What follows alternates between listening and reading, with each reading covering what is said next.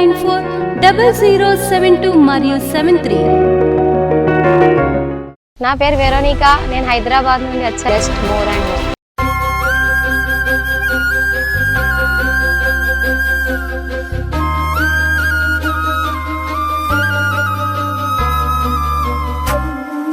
హల్లెలూయా.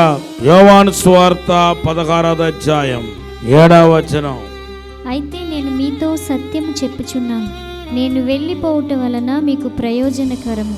నేను వెళ్ళని ఎడల ఆదరణకర్త మీ యొద్దకు రాడు, నేను వెళ్ళిన ఎడల ఆయనను మీ యొద్దకు పంపుదును. దేవుని నామానికి స్తోత్రం. నేను వెళ్ళి ఆదరణకర్తను పంపుతాను. ఆత్మ నింపుదల అంటే ఏంటి? What is the infilling experience? Infilling experience is nothing but who is in heaven, he will come and dwell in us. That's call infilling experience. నింపుదల అనుభవం అంటే ఏంటంటే, పరలోకమందు ఉన్న, పరలోకంలో ఆసీనుడైన దేవాది దేవుడు ఆత్మ నింపుదల అనే పేరిట మనలో నివసించుటయే ఆత్మ నింపుదల అనుభవం అని పిలువబడుతుంది. పరిశుద్ధాత్మతో నింపబడ్డాను అంటే అర్థం ఏంటి? దేవాది దేవుడు మనలోనికి రావటమే నింపుదల అనుభవం, నివసించే అనుభవం. లేదా ఇంకేమైనా పేరుందా పాస్టర్ గారు అంటే, అగ్ని బాప్టిజం పొందటం ఆత్మ నింపుదల అనుభవం. దేవుని నామానికి స్తోత్రం. అది కొత్త నిబంధన ఆశీర్వాదం కూడా. Infilling experience is the new testamental blessings. How it could be call as new testamental blessings. ఎలాగా ఇది కొత్త నిబంధన ఆశీర్వాదం కింద పిలువబడతాయంటే, పాత నిబంధనలో ఏ ఒక్కరి మీద దేవుని ఆత్మ లోపలికి వెళ్ళలేదు, లోపల నివసించటానికి వెళ్ళలేదు. హల్లెలూయా. ఎలియా లాంటి మైటీ ప్రాఫిట్స్ ఉన్నారు, ఎలీషా ఉన్నారు, కానీ ఏ ఒక్కరిలోనూ పరిశుద్ధాత్మ దేవుడు నివసించలేదు. యేసుక్రీస్తు రక్తం చిందించబడి పాప క్షమాపణ నిమిత్తము ప్రాయశ్చిత్తము యేసు రక్తం వలన కలిగిన తర్వాత కొత్త నిబంధన భక్తుల అందరిలోనికి దేవుని ఆత్మ వచ్చాడు. ఆయన బయట కాదు, పాత నిబంధనలాగా బయట కాదు, ప్రతి ఒక్కరిలోనూ నివసించడం ప్రారంభిస్తున్నాడు. దేవనామానికి స్తోత్రం చెప్పండి. ఏ ఒక్కరి మీది దీనికి ముందు ఏ ఒక్కరి మీద దేవుని ఆత్మ రాలేదు. దావీదు లాంటి గొప్ప భక్తులు ఉన్నారు, కానీ బయటే ఉన్నాడు, బయట నుండే క్రియేట్ చేస్తాడు. ఒక్కసారి ఆలోచించండి. ఎలియా, ఎలీషా లాంటి ప్రవక్తలు దేవుని ఆత్మ వారి జీవితంలో వెలుపులో ఉండి క్రియేట్ చేసినప్పుడే అంతటి అద్భుతాలు, సూచక్రియలు, మహత్కార్యాలు జరిగిందంటే, ఇప్పుడు దేవుని ఆత్మ బయట లేదు, మనలో ఉన్నాడు, మనతో ఉన్నాడు, మన పైన ఉన్నాడు. ఇప్పుడు ఇంకా ఎంతగా మన ద్వారా దేవుని ఆత్మ కార్యాలు జరుగుతాయో, ఎటువంటి అసాధారణమైన కార్యం జరుగుతాయో, ఎటువంటి మగత్వరమైన కార్యం జరుగుతాయో ఒక్కసారి ఆలోచన చేసి చూడండి. ఆగర్ అనే స్త్రీకి దేవుడు నుయ్యను పుట్టించలేదు, నుయ్యను తెరవలేదు, కళ్ళు తెరచాడు. అంటే దానికి అర్థం ఏంటి? నుయ్య అనేది, బావి అనేది ఎప్పుడో నుండి ఉంది. హల్లెలూయా. నేనే ఆ జీవజలం అంటున్నాడు ప్రభు. I am the living water. ఇప్పుడు where is that living water? ఇప్పుడు దేవుని ఆత్మ ఎక్కడ ఉంది? మన దగ్గరే ఉంది, మన పక్కనే ఉంది, మనలోనే ఉంది. మరి నాకు కనపడలేదు కదా, నేను అనుభవించట్లేదు కదా, అదే మరి దానికి పేరే గుడ్డితనం. దానికి పేరేంటి? గుడ్డివాడు. ఎలాగైతే ఆగరు తన పక్కనే నుయ్యి పట్టుకొని, అయ్యో బాబాయ్ నాకు నీళ్ళు లేదే, నేను నా కొడుకు చచ్చిపోతున్నాం, నీళ్ళు దాగమేస్తుంది, నీళ్ళు లేకపోవటం వలన మా శరీరాలు డిహైడ్రేట్ అయిపోతుంది, ఇంకా మా పని అయిపోయింది, ఇంకా కొన్ని గంటలు నా కొడుకు చస్తాడు, మరికొన్ని గంటలు నేను కూడా చచ్చిపోతాను, అయ్యో బాబాయ్ చెప్పి ఏడుస్తా ఉంది. మన ప్రాబ్లం కూడా అదే. నీలో పరిశుద్ధాత్మను పెట్టుకొని కొంతమంది ఉన్నారే ప్రవచనాల కోసం ఎన్ని ఊర్లు తిరుగుతారో పావం. ఈ ఊరు ఆ ఊరు. ఇప్పుడు పరిశుద్ధాత్మ లేని వాళ్ళ గురించి నేను మాట్లాడలే, ఆత్మపురులు అనే వాళ్ళ గురించి మాట్లాడుతున్నాను. ఎంతమంది ఎన్ని ఊర్లకు ఫాస్టింగ్ ప్రేయర్కి వెళ్తారో, సెమినార్కి వెళ్తారో, ఆ సెమినార్ ఈ సెమినారు. కొంతమంది అయితే ఇవన్నీ చాలదనుకొని జింబాంబే, ఇంకొకడేమో జోనస్బర్గ్కి పోతాను, సౌత్ ఆఫ్రికా పోతాను, అక్కడ అభిషక్తుడు ఉన్నాడు, అక్కడ ప్రవచన అక్యురేట్గా సరే చందాల బాకతరా. నీలోనే దేవుని ఆత్మ ఉంది. నువ్వు గుడ్డివాడుగా ఉంటూ చెవిటివాడుగా ఉంటూ ఎన్ని ఊర్లు తిరిగితే ఎవరు ప్రవచనం చెప్పినా నడవదు. నీ పక్కనే దేవుని పెట్టుకొని, నీలోనే దేవుని పెట్టుకొని, పరిశుద్ధాత్మను పెట్టుకొని నువ్వు పరుగులు తీయటం ఏంటి? కొంచెంమంది ఉన్నారు, వీళ్ళు మానసిక రోగులా ఉండాలి. ఏంటంటే ఎప్పుడు మనం ప్రేయర్ చేసినా ఏదో ఒక దర్శనం లాంటిది ఏదో ఒకటి చెప్పాలి. అపవాది అయిన గడ్డ సర్పం, లూసిఫర్ అని పిలువబడుతున్న గడ్డ సర్పం మనుషుల దగ్గరికి వస్తాడు. వాడు కావాల్సింది మనుషులు. ఎందుకు? వాడి మీద ఉన్న శాపం అది. దేవుడు సర్పాన్ని శపించినప్పుడు ఏమన్నాడంటే, నువ్వు మట్టి తిని బ్రతుకుతావు. ఏమన్నాడు? మట్టి తిని బ్రతుకుతావు, అదే నీ శాపం. ఇప్పుడు నీకు 4 కాళ్ళు ఉన్నాయి, ఈసారి నీ కాలు ఎర్రకొడతాను. ఇప్పుడు నువ్వు ఎలాగ వెళ్తావు? పాకుతూ వెళ్తావు. శాపం. ముందు సర్పం, ఇప్పుడు చూసే సర్పం కాదు, ఆదిలో దేవుడు సృష్టించినప్పుడు సర్పం ఏ గేదులాగనో, ఆవులాగనో, గుర్రలాగనో, ఎలుగుబంటిలాగనో, సింహంలాగనో, పులిలాగనో ఉండి ఉంటుంది. 4 కాళ్ళు ఖచ్చితంగా ఉండి ఉంటుంది. ఇప్పుడు ఎప్పుడైతే దేవుడు శపించాడో, ఇప్పుడు ఏమంటున్నాడు? నువ్వు కడుపుతో ప్రాకుతావు అంటే అర్థం ఏంటి? ఎప్పుడైతే నువ్వు కడుపుతో ప్రాకుతావు అన్నాడో, ఇప్పుడు 4 కాళ్ళు ఆటోమేటిక్ ఏమై ఉంటుందంటే ఇరిగిపోయి ఉంటుంది. ఎంత ఇరిగిపోయి ఉంటుందంటే కరెక్ట్గా ఈ నడుము దాకా ఇరిగిపోయి ఉంటుంది. 4 కాళ్ళు నడుము దాకా ఇరిగిపోగానే అది ఏమైపోయిందంటే పాములాగా. ఇప్పుడు అసలు ఎలాగ పాకుతాయో జంతువులు అలాగా ఇది కూడా పాకటం ప్రారంభమై, అదే వాస్తవం. ప్రైజ్ ది లార్డ్, హల్లెలూయా. దానితో పాటు ఏమన్నాడంటే, నువ్వు జీవించు దినాలన్నీ మన్ను తిని బ్రతుకుతావు. హల్లెలూయా. మన్ను తిని బ్రతుకుతావు. చదవండి 3వ అధ్యాయం 14వ వచనం. భూజంతువులన్నిటిలోనూ శపించబడిన దానివై నీ కడుపుతో ప్రాకుచు నీవు బ్రతుకు దినములన్నీ మన్ను తిందువు. అయితే ఆ మన్ను ఎవరు? మీరు ఇప్పుడు చూస్తున్న ఎర్రమట్టి కాదు, నల్లమట్టి కాదు. ప్రభు చెప్పాడు,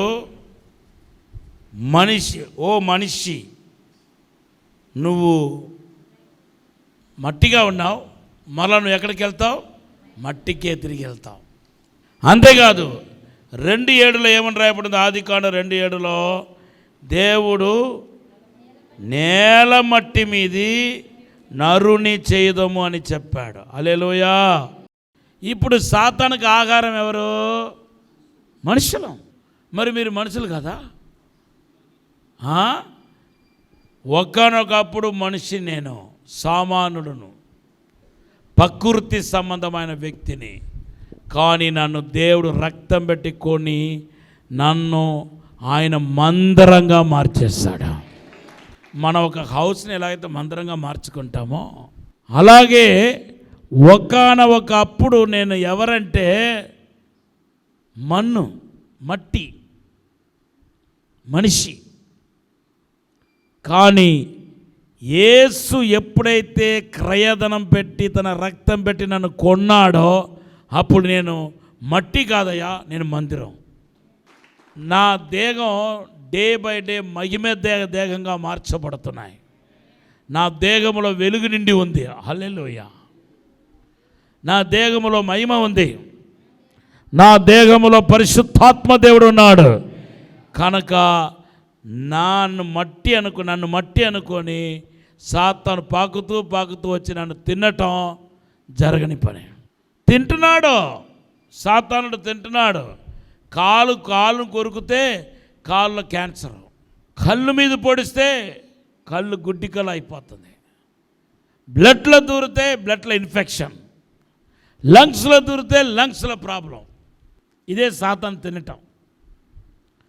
కానీ నా సంగతి ఏంట్రా, నీ సంగతి ఏంట్రా అంటే నేను మనిషిని కాదు. మరి మీరు ఎవర్రా? దేవుడు నివసించే మందిరం నేను. నీలో దేవుడు ఉన్నాడని, నాలో దేవుడు ఉన్నాడని ఎవరు చెప్పగలుగుతారు? ఎవరు చెప్పాలి అంటే నీలో దేవుడు ఉన్నాడు అనే దానికి బేసిక్ పర్మనెంట్ గుర్తు ఏదంటే అన్య భాష మాట్లాడటం. హల్లెలూయా. పరిశుద్ధాత్మ దేవుడు నీలో ఉన్నాడు అనే దానికి ప్రప్రదమైన బైబిల్ నొక్కి చెప్పే నిదర్శనం ఏదంటే, సూచన ఏదంటే నువ్వు భాషలో మాట్లాడతావు. అయితే పరిశుద్ధాత్మ దేవుడు నాలో ఉంటే నేనెందుకు ఇలా ఉన్నాను? అదే కాదు ఇప్పుడు నేను కూడా అడుగుతున్నాను మిమ్మల్ని. దేవుని ఆత్మ నీలో ఉంటే నువ్వెందుకు ఇలా ఉన్నావయ్యా? శోధన జయించలేకపోతున్నావు, పాపాన్ని జయించలేకపోతున్నావు, చిన్న మాటను భరించలేకపోతున్నావు. పోనీ దేవుని సన్నిధిలో గడుపుతున్నావా? అది లేదు. ప్రార్థించలేకపోతున్నావు, కనీసం గంట ప్రార్థించలేకపోతున్నావు, దేవుని ఆరాధించలేకపోతున్నావు, దేవుని కోసం భక్తి చేయలేకపోతున్నావు, దేవుని కోసం సేవ చేయలేకపోతున్నావు, దేవుని కోసం వాడబడలేకపోతున్నావు. నీ రోజులు గతించిపోతుందే తప్ప కలిసి వచ్చేది ఏమీ లేదు. కారణం ఏంటి? కారణం ఏంటి చెప్పండి? కళ్ళు లేవు. ఎలాగైతే ఆగరు తన పక్కనే నుయ్యిను పెట్టుకొని వెతుకుతూ ఉందో అలాగే నీలో పరిశుద్ధాత్మ తండ్రిని పెట్టుకొని, నీలో పరిశుద్ధాత్మ దేవుడు ఉండగా, నీలో దేవుని ఆత్మ ఉండగా గ్రహించకుండా ఉన్నావు. నీకు గ్రహింపు లేదు. నీ కోసం నువ్వు ప్రార్థన చేయాలని అనిపిస్తే ఈ ఒక్క అంశం కోసం ప్రార్థన చేయండి. ఏ అంశం? ప్రభువా నా కన్నులు తెరవండి. Open my eyes so that I can understand who is living in me. నాలో ఎవరు జీవిస్తున్నారో, నాలో ఎవరు ఉన్నారో నేను గ్రహించగలుగుతాను. ప్రభువా నువ్వు నా కళ్ళు తెరవండి, ప్రభువా నా కళ్ళు తెరవండి యేసయ్యా. ఇప్పుడు ఒక చిన్న నీలోనికి వచ్చే దేవుని యొక్క మహిమ ఏంటో, మహదైశ్వర్యం ఏంటో, ఆయన గొప్పతనం ఏంటో నువ్వు గ్రహించే తప్ప నువ్వు ఆయన సంపూర్ణంగా అనుభవించలేవు. దేవుని నామానికి స్తోత్రం. నీకు కనుక ఆధ్యాత్మికమైన తెలివి వచ్చిందంటే, డివైన్ విస్టమ్ దేవుడు కనుక ఇస్తే, దైవిక జ్ఞానం కనుక కలిగితే, నీ కళ్ళు తెరవబడి దేవుడు నీ కోసం సిద్ధపరచబడిన సమస్తానికి గురించిన అవగాహన నీకు ఉంటాయి. అంతేకాదు నీలో ఏ దేవుడు నివసిస్తున్నాడో, ఆయన ఎటువంటి వాడో, ఎటువంటి గొప్పవాడో, ఎటువంటి మహత్తరమైన కలిగిన దేవుడో.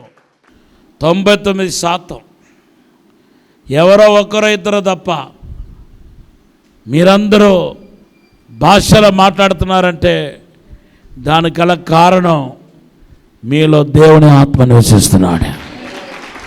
మీలో దేవుని ఆత్మ నివసిస్తున్నాడు. దేవుని ఆత్మ మీలో జీవిస్తున్నాడు. మీలోనే దేవుని ఆత్మ, మీతోనే దేవుని ఆత్మ. హల్లెలూయా. ఒక గ్రేట్ అద్భుతం ఏంటంటే భూమి ఆకాశములు పట్టజాలని దేవుడు 6 అడుగు మనిషిలో నివసించటం అద్భుతాల పెద్ద అద్భుతం. భూమి ఆకాశాలు పట్టజాలని దేవుడు సర్వోన్నతుడు, మహోన్నతుడు, ఆశ్చర్యకరుడు, అద్భుతకరుడు 6 అడుగు మనిషిలో లోపల జీవించటం. Praise the Lord. చప్పట్లు కొట్టి ప్రభుని కనపరుస్తాం. హల్లెలూయా. నీలో త్రియేక దేవుడు ఉన్నాడు, మీలో గాడ్ ఉన్నాడు, జగలా ఉన్నాడు, యేసు ఉన్నాడు. బైబిల్లో వెరీ క్లియర్గా ఉంది. అదేంటి మీరు పరిశుద్ధాత్మనే కదా చెప్పారు ఇప్పుడు దాకా, ఇప్పుడు సడన్గా దేవుడు ఉన్నాడు, ప్రభు ఉన్నాడు, యెహోవా ఉన్నాడు అంటున్నారండి. అరే, దేవుని ఆత్మయే పరిశుద్ధాత్మ.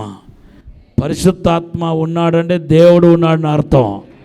పరిశుద్ధాత్మ ఉన్నాడంటే యేసు ఉన్నాడని అర్థం. పరిశుద్ధాత్మ ఉన్నాడంటే సర్వశక్తి కలిగిన దేవుడు నీలో ఉన్నాడని అర్థం. The Bible says God is spirit.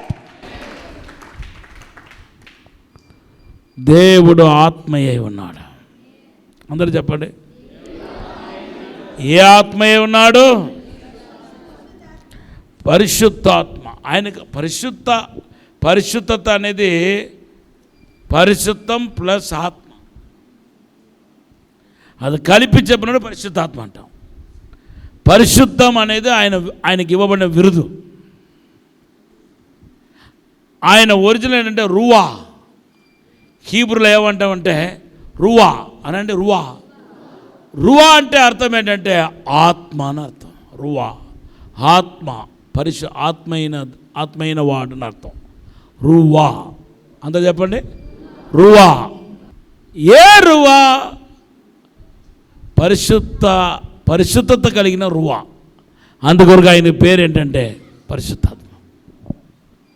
దేవనామానికి స్తోత్రం. మొదటిగా నీలో ఉన్న పరిశుద్ధాత్మ ఎవరంటే హీ ఈజ్ ద క్రియేటర్. అందరు చెప్పండి హల్లెలూయా. యోబు 33:4 చదవండి. యోబు 33:4, 33:4. దేవుని ఆత్మ నన్ను సృజించెను. దేవుని ఆత్మ నన్ను సృష్టించెను. సర్వశక్తుని యొక్క శ్వాసము నాకు జీవమిచ్చెను. నీలో ఉన్న పరిశుద్ధాత్మ దేవుడు ఎవరంటే సృష్టించగలిగిన సృష్టికర్త. నా అనుభవం నుండి చెప్తా ఉన్నాను. ఎప్పుడు మనలోనికి వచ్చి మనతో పరిచయం పెట్టుకొని మనతో సహవాసం ప్రారంభించిన తర్వాత ఆ పరిశుద్ధాత్మ దేవుడు ఏమంటాడే, హలో మీ ఏంటి, నన్ను అనుమతించు. Hallelujah. Flow, I want flow. నేను మీలో నుండి ప్రవహించాలి. కళ్ళు లేని వాడి దగ్గర ప్రవహించాలి, కాలు చేతులు చచ్చిపోయిన వాడి దగ్గర ప్రవహించాలి, చచ్చిపోయిన వారిలో ప్రవహించాలి. నీలో నుండి నేను ఎడారిలో ప్రవహించాలి. నిరాకారంగా ఉన్న చోట ప్రవహించాలి, శూన్యంగా ఉన్న చోట ప్రవహించాలి, చీకటి కమ్మి ఉన్న చోట ప్రవహించాలి. అలాగా పరిశుద్ధాత్మ దేవుడు కనుక ప్రవహిస్తే దేవుని బిడ్డ నిరాకార శూన్యము తొలగిపోయి సమృద్ధి ప్రారంభమవుతాయి. సమృద్ధి మనం చూడగలుగుతాం. చీకటి తొలగిపోయి వెలుగు పరిశుద్ధాత్మ దేవుడు సృష్టికర్త మాత్రం కాదు, ఆయన సర్వాంతర్యామి, సర్వవ్యాప్తి. కీర్తన 139:7-10 రాయబడి ఉంది. ఆయన సర్వాంతర్యామి, సర్వవ్యాప్తి. అందుకొరకే నాలో నివసించే అదే సమయంలో మీలో, మీ పక్కన ఉన్న వాళ్ళతో, ఇక్కడ ఉన్న వాళ్ళందరితో పరిశుద్ధాత్మ దేవుడు నివసించగలుగుతాడు. కారణం ఏంటంటే ఆయన సర్వవ్యాప్తి, సర్వవ్యాప్తి. అన్ని చోట్లలో అందరిలో ఒకే టైంలో ఉండగలుగుతాడు. నేను మనిషిని, నేను ఉంటే మీతో ఉంటాను, లేకపోతే ఇంకొకరితో, ఉంటే మా ఇంట్లో ఉంటాను, లేకపోతే మా చెల్లి ఇంట్లో ఉంటాను, లేకపోతే మా అన్న ఇంట్లో ఉంటాను. మా ఇంట్లో ఉంటూ మా చెల్లి ఇంట్లోనో అన్న ఇంట్లోనో ఉండలేను. నేను మనిషిని. కానీ దేవుడు అలా కాదు. అందరి హృదయాల్లో ఒకేసారి ఆయన తానికి నివసించగలుగుతాడు. ఒకేసారి ఆయన ప్రత్యక్షమగలుగుతాడు. భూజనులో, భూమిలో, ప్రపంచ దేశాల్లో అందరిలో ఒకేసారి ప్రత్యక్షం కాగలుగుతాడు. అంత గొప్ప దేవుడు నీలో ఉన్నాడు.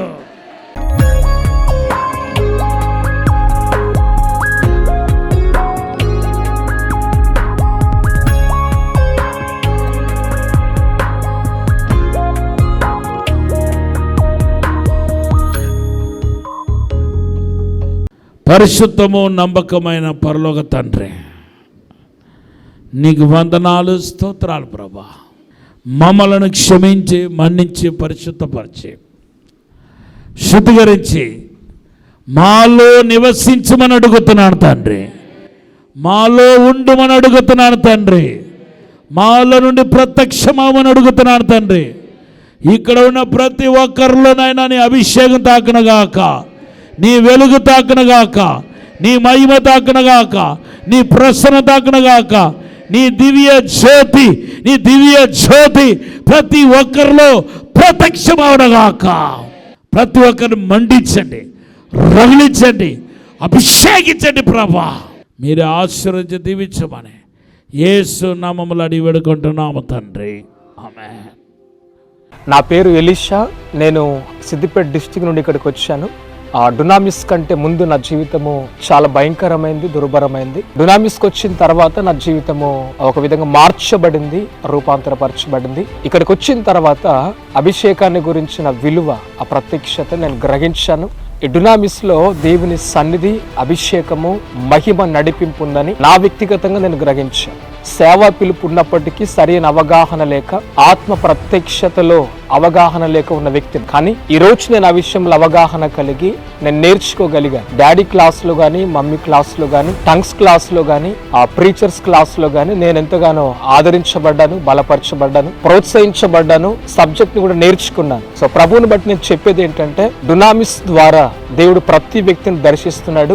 అందులో నేను ఒక్కడిని కనుక దయచేసి ఈ మాటలు వింటున్న వారందరూ కూడా డునామిస్కి రావాలని, దీవించబడి ప్రభు కొరకు నిలబడాలని నా ఆశ. ఈ మాటలు ముగి